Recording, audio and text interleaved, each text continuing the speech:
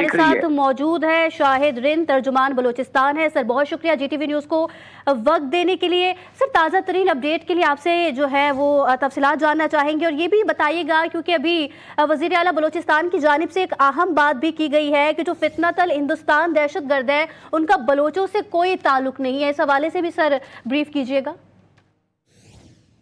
जी देखिए, वज़ीर आला बलूचिस्तान सरफराज बुगटी ने आज अवाम के सामने वो एविडेंसेस रखे हैं जिसमें हिंदुस्तान की जो प्रॉक्सीज तंजीमें हैं वो पाकिस्तान में, बलूचिस्तान में और पाकिस्तान के दीगर शहरों में किस तरीके से डिस्टेबलाइजेशन में मुलविस हैं। जब कभी भी हम ये बात करते हैं सूबाई हुकूमत कि बलूचिस्तान में जो जारी दहशतगर्दी है उसके जब ताने बाने हम लिंक करते हैं किसी भी वाक़े की सूरत में जो इंटरसेप्ट सिक्योरिटी इदारों के पास आती हैं, उसके ताने बाने अफगानिस्तान से न्यू दिल्ली तक जाके मिलते हैं। तो आज उन्होंने वो सबूत मीडिया के सामने रखे हैं ऑडियो की सूरत में, जिसमें जो भारतीय हैंडलर्स हैं जो अफगानिस्तान में मौजूद हैं, जो हिंदुस्तान की प्रॉक्सीज को हेड करते हैं बलूचिस्तान में, वो किस तरीके से कराची की एक पोर्ट को यानी पाकिस्तान की इकोनॉमी को हिट करने के लिए प्लान कर रहे हैं। तो ये वो एविडेंसेस हैं जिन पर हमेशा सहाफ़ी या मीडिया ये सवाल हुकूमतों से उठाते हैं कि जब आप हिंदुस्तान का नाम लेते हैं तो आपके पास इनका सबूत क्या है। तो ये वो सबूत हैं जो आज वज़ीर आला बलूचिस्तान ने मीडिया के सामने रखे हैं।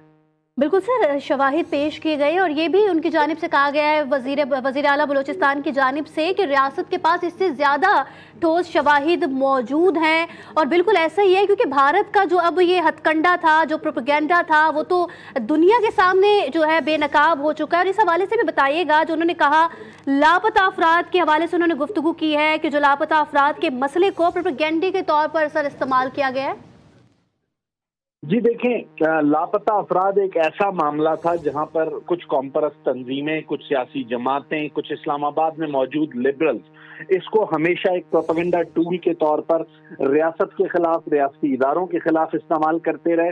गुज़िश्ता 2 दहाइयों में बलूचिस्तान की वो कॉमपरस्त जमातें जिन्होंने इसे पॉलिटिकल टूल के तौर पर इस्तेमाल किया वो मुख्तलिफ हुकूमतों का हिस्सा रही, लेकिन उन्होंने कभी भी इस इशू को रिजॉल्व करने के लिए जो उनकी जिम्मेदारी थी बीइंग अ पॉलिटिकल लेजिस्लेटर, उस पर कोई किरदार अदा नहीं किया।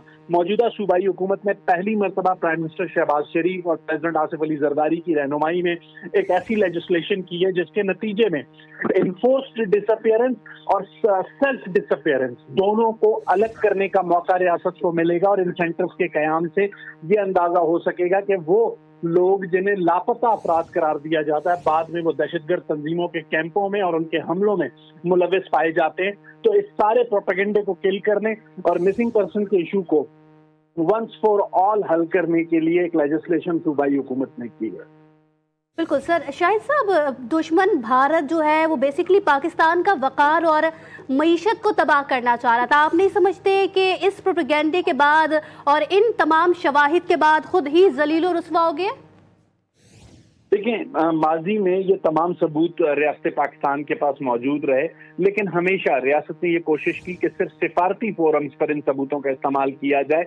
लेकिन जिस तरीके से हम देख रहे हैं कि हिंदुस्तान की जानिब से एक इंफॉर्मेशन बयानिए का जो वॉरफेयर है वो भी पाकिस्तान पर मुसल्लत किया गया, तो फिर जिसे कहते हैं अंग्रेजी का जुमला टेट फॉर टैट, तो उसे उसी की जुबान में जवाब देने का फैसला रियासत पाकिस्तान और सूबाई हुकूमत ने किया है। और उसी सिलसिले में आज वज़ीर आला बलूचिस्तान ने ये प्रेस कॉन्फ्रेंस की।